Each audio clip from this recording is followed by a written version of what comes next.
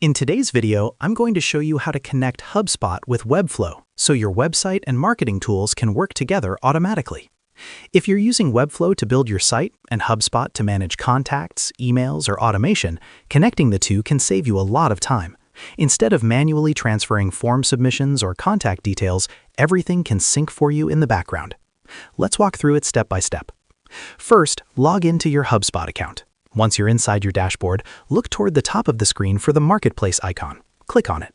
This is where HubSpot keeps all of its integrations and apps. Inside the Marketplace, you'll see a search bar.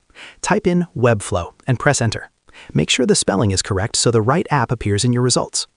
When you see the Webflow integration, click on it to open the details page. You'll find an Install button. Go ahead and click that to begin connecting the two platforms. At this point, HubSpot may ask you to log into your Webflow account and approve the connection. Just follow the on-screen instructions. You're essentially giving permission for the two systems to share data with each other. Make sure you're logged into both accounts to avoid any interruptions. Once the setup is complete, your accounts will be linked. So, what does that actually mean for you? Now, when someone fills out a form on your Webflow website, that information can automatically flow into HubSpot. You can track submissions, create contacts, trigger email campaigns, and build automations without copying and pasting data manually.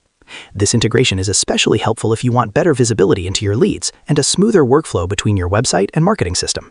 Everything becomes more organized, and you reduce the risk of missing important contact details. If you ever need to manage or adjust the integration, you can return to the HubSpot Marketplace and access your connected apps from there. And that's how you connect HubSpot with Webflow. Share this video and subscribe for more helpful tutorials.